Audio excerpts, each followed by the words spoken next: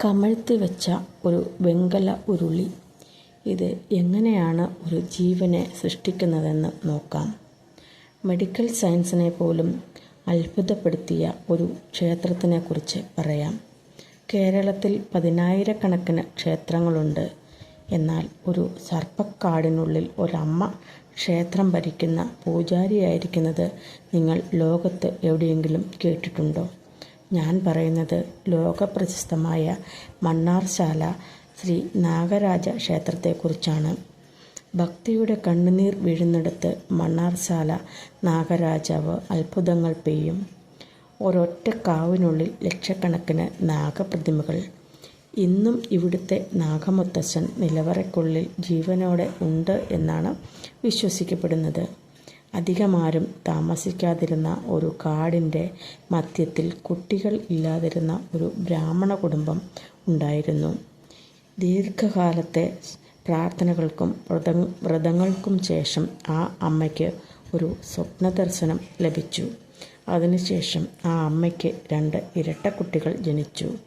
ഒരാൾ മനുഷ്യ ശിശുവും മറ്റൊരു കുട്ടി ദിവ്യനാഗവും. അങ്ങനെയാണ് ഈ ദേശം കാക്കുന്ന, കാൾ കാക്കുന്ന മണ്ണാറശാല അമ്മയായി.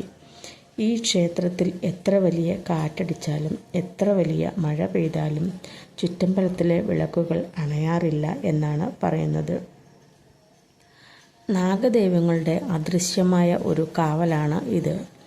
മണ്ണാറശാല ഇല്ലത്തിനെ കാത്തു സൂക്ഷിക്കുന്നതും നാഗമുത്തശ്ശൻ വസിക്കുന്നത് ഇവിടുത്തെ നിലവറയിലാണ്.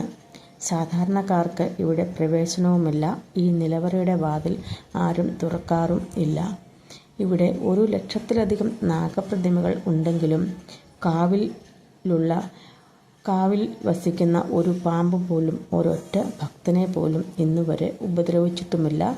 അവ മനുഷ്യരുമായി ഇണങ്ങി ജീവിക്കുന്നവരുമാണ്.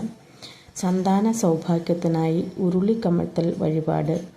വിവാഹം കഴിഞ്ഞ് 3 വർഷം വരെ കുട്ടികൾ ഉണ്ടാകാത്ത ദമ്പതികളാണ് ഉരുളി കമഴ്ത്തൽ വഴിപാട് ചെയ്യുന്നത്.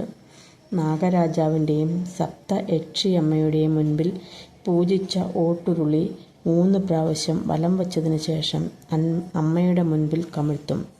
വളരെയേറെ ക്രിയകളും പ്രത്യേകതകളുമുള്ള ഈ ഉരുളി കമഴ്ത്തൽ വഴിപാട് ക്ഷേത്രാചാര്യന്മാരുടെ ചിട്ടയായ നിർദ്ദേശപ്രകാരം മാത്രമാണ് ചെയ്യപ്പെടുന്നത്. ക്ഷേത്രത്തിൽ അതിനുള്ള സംവിധാനങ്ങൾ ഉണ്ട്. സന്താന സൗഭാഗ്യത്തിനു വേണ്ടി പ്രാർത്ഥിക്കുന്ന എല്ലാ ദമ്പതിമാരും ഇവിടെ എത്തി അമ്മയെ കണ്ട് ഈ വഴിപാട് ചെയ്താൽ ഉറപ്പായും അതിനുള്ള സൗഭാഗ്യം ഉണ്ടാവും.